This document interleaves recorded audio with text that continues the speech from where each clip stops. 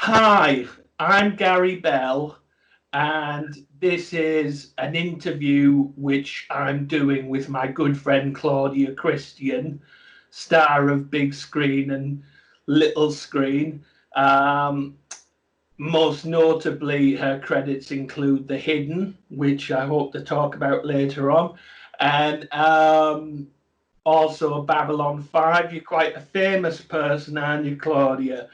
And we've been working together to help promote the Sinclair Method, and we've brought out a book called Journeys. So the purpose of this video podcast is just really to talk a little bit about that. So anyway, Claudia, well done on the Thank you. publication of Journeys. It's so good to see you again, Gary, and obviously you have a profound contribution to Journeys. So it's lovely to meet up again and have a few laughs and talk about what's new during this crazy COVID-19 time. I I know. It's been quite a year up to now. It's been like something out of a science fiction film. Oh my gosh, and Uh, people are drinking through the roof. So it's good that we're here talking about it. So maybe someone in need will see this and know that they can maybe try a medication assisted treatment like the Sinclair method for their alcohol misuse. And I tell you, the people who are benefiting during this time, Gary, are the alcohol businesses. I'll bet. I'll bet. Here's a question for you, and this was something which I was just curious about because obviously you're a very busy lady. I mean, I was just looking at your Internet Movie Database profile today, and it had something like 143 credits alone just for I think television and voice work. Yeah. I'm not even sure whether that included movies as well, because you've been in quite a few movies, so you've worked solidly.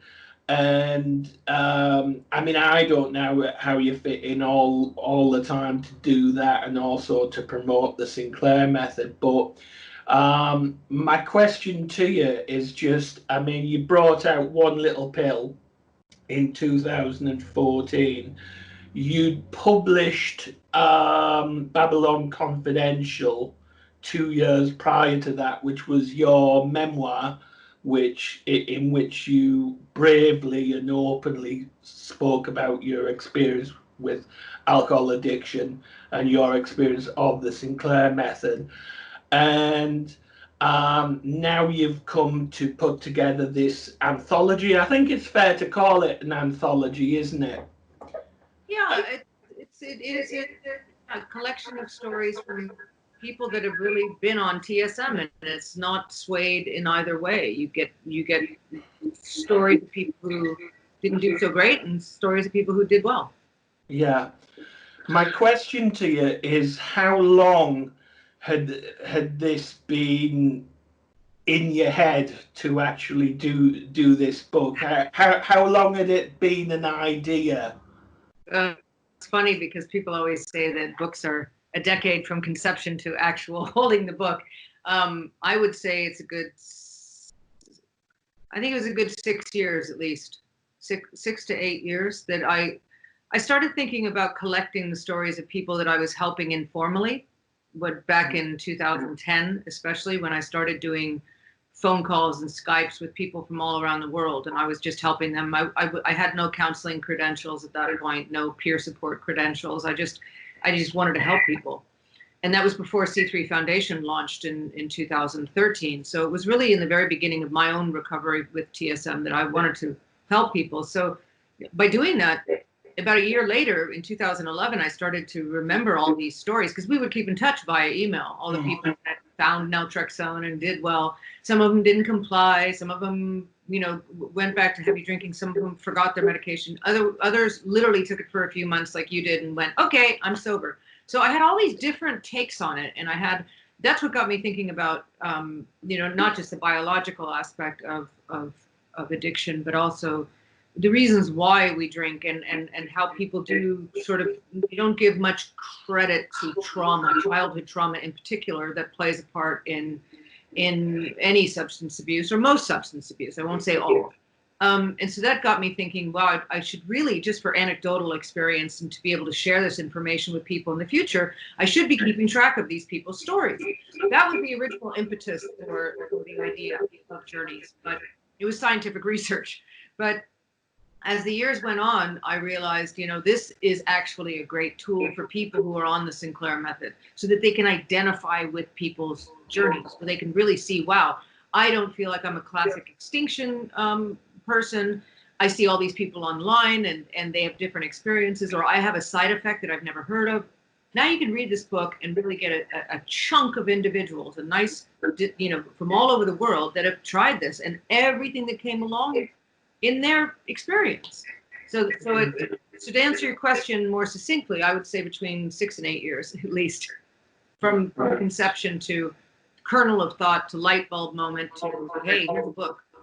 It's interesting because I was actually just reading through the book today, and I was reading Ben's story, and Ben's an old friend of the campaign, of course. Most famously, he used to have a YouTube channel, which I remember, and you actually wrote an afterword. About Ben's contribution, and you mentioned that you'd actually spoken to him at one point about contributing to a book called, get this, One Little Pill. Yeah. But of course, the book didn't end up being called One Little Pill. It ended up being called Babylon Confidential, and the film became One Little Pill, which I thought was really quite cool. How. Yeah, so if you put it in that, actually, you're right about that. So that would have put the original idea for the book back during Babylon Confidential times, which started in 2010. That's a decade, but it did turn into different things, and I think the title One Little Pill was more seductive for a documentary, because it got people's attention, like, as opposed to Journeys. Journeys could be a Tibetan monastery, trip to India, or finding yourself. But One Little Pill, you kind of go, what is that?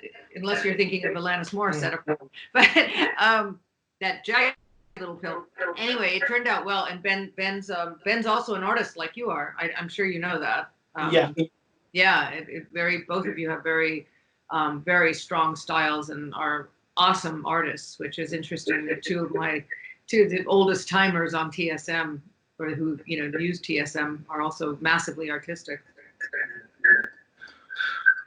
Right. Next question. With a gazillion recovery books out there, I mean, as we call it, the so-called recovery industry, there's authors bringing out books by the ton every single year. I mean, you go onto Amazon, and there's any number of books about recovering from alcohol, or stories about recovery.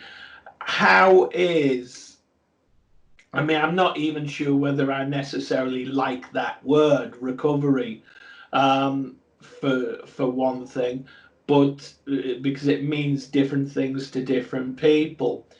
But what makes Journeys different to perhaps some of the other books which you might see on Amazon? What makes Journeys unique, do you think? Well, if you have to say one thing. The most obvious thing is that it's the only book in the world, in history, that is a collection of stories on the Sinclair Method. There's no other book that even includes stories of people on the Sinclair Method, unless you include things where I've done interviews, or you've done interviews. So there's no collection of stories of people have been on the Sinclair Method. There's really no books about the Sinclair Method other than The Cure for Alcoholism, Babylon Confidential, and Journeys. You can name another book about the Sinclair Method. So we're in a very, very small niche market here. The second thing is that most recovery books or books about people's recoveries are shining examples. You very rarely see the good, the bad, and the ugly. And I did not want to do that. I wanted to have people, I wanted to hit home the importance of compliance, which is why I've been honest about my non-compliance doing TSM and how glorious it was when I did comply and how awful it was when I didn't comply. In hindsight, of course, it makes sense. Human beings are fallible, but I was the face of TSM. Of all people, I should have complied fastidiously, and I didn't. So I wanted people to see not only my experience, but also other people who just got too lazy about it or too complacent or too cocky or whatever the reason was, or maybe they kept drinking to try and stomp down their emotions so they hadn't dealt with the underlying issues of alcohol use disorder.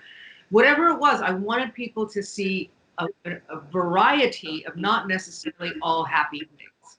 I wanted them to see a variety. So I think it differs in that regard. But the first difference is that it's TSM centric. Yes, that's true, because most strikingly in the book, there are stories in there where you do have people. I mean, I read one just yesterday where someone said the Sinclair method hasn't worked for me whatsoever.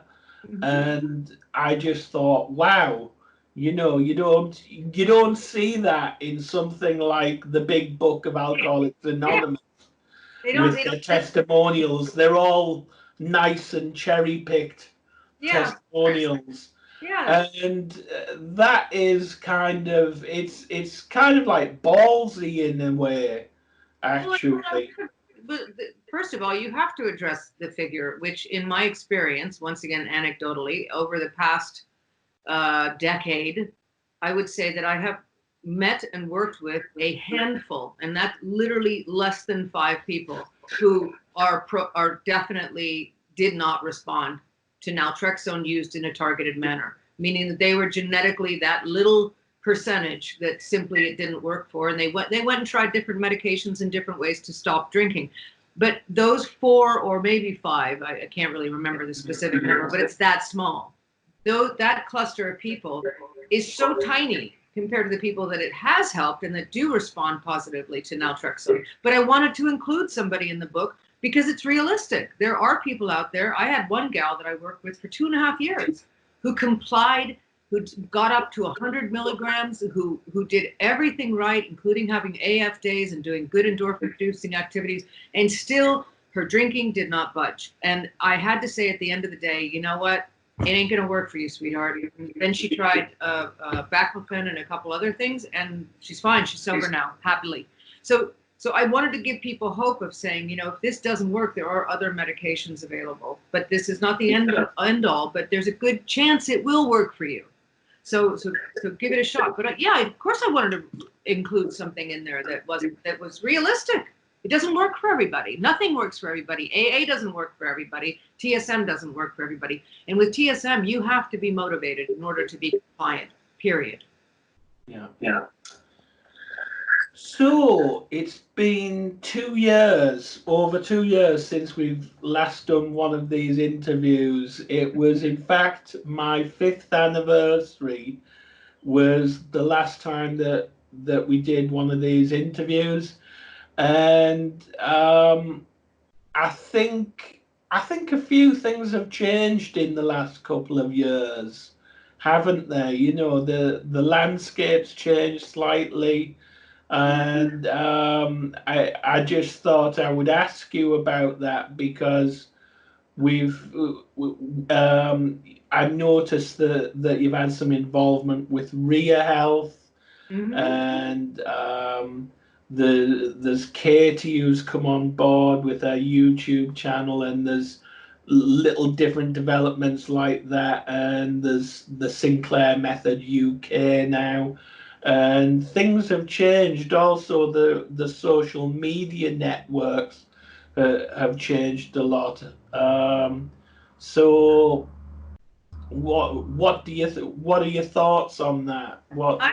I see a lot of positive changes. This year we finally achieved having the entire United States covered with TSM friendly doctors. So all 50 states are now covered via telemedicine or in-office doctors supporting patients on the Sinclair Method, and that's huge. And of course, all of Canada and Australia, but specifically this year that occurred very recently. We also did the first TSM conference online, which we had wanted to do in person. We were going to hold a conference in Florida probably, and invite doctors and providers.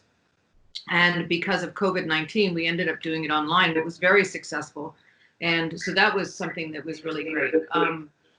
More telemedicine opportunities have popped up. My work with RIA Health involved a sort of 3-month trial period before COVID-19 hit us, where I was doing some educational videos for them with Katie, and I was also producing content such as blogs. And that would, in my mind, I've always enjoyed working with RIA because they really care about the patient. And believe me, I would never lend my name to some shyster snake oil company that just took the money and run. And what I especially love about RIA is they put so much time and effort and energy into getting insurance companies on board, because they knew that that was prohibiting people from seeking help. Even if it's inexpensive, even if it's a couple $100s a month, people, you know, it's weird, the human mind, they would be thrown into a $30,000 rehab, but if you ask them to do a $200 a month or $300 a month program, they go, oh, I can't do that. It's really crazy. They wait till they hit rock bottom and then spend a fortune. So that said, RIA has now signed with Anthem, Blue Cross, I mean, some really big insurance companies. So it's going to make it easier for people to utilize this incredible program. So I've always been really friendly and tight with RIA. They've supported C3 Foundation. Katie and I have become very close. And I just love their work ethic. I love who they are as people, and I want to support them as much as I can. So my dream would be able to continue to work with RIA Health for forever, because I like I said, I've been in their homes, I've met their spouses. They are good, solid people. They care about the patient. And when I have an issue with anybody, let's say I'm coaching somebody and they're concurrently going to RIA Health, I mean, immediately they respond, they rectify things. They care. And that's really, really unusual in, you know how, I mean, Gary, you and I have both been subjected to, let's say, less than humane treatment because of having a substance use disorder, because of having a disorder of the brain, which is what it is.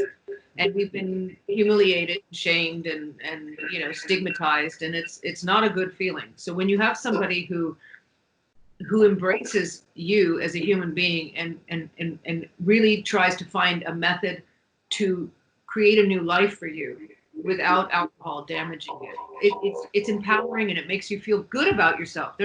It's like going to your GP. I have people who still to this day go to their GP, go to their doctor and ask for naltrexone, and the doctor's like, oh, just go to AA and stop drinking. You know, it's so because it takes so much courage to say to your doctor, I have a drinking problem, and then you get shat upon, excuse my language. But seriously, it's like a humiliation on top of a humiliation. It's horrible.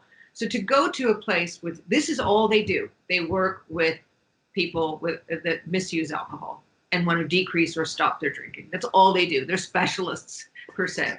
So that's happened. And then I think also in the past couple of years, we're seeing a little bit more awareness. There are more social media pages. There's more peer support meetings now happening. We're up to 4 a week just through the RIA platform that we use on Zoom that Katie sends out the emails for. We have 4 meetings a week. So it used to be me doing Sunday, every other Sunday, and now it's 4 times a week. So it's really great. We have more Facebook pages for sure. There's a big lean towards sober curious and abstinence for more than just Lent or, you know, for dry January or any of these. There's more younger people wanting to take control of their drinking or stop drinking. So I've really noticed a shift. Mind you, though, Gary, I have also seen a huge increase in severe drinking in young people, and a big increase in during COVID.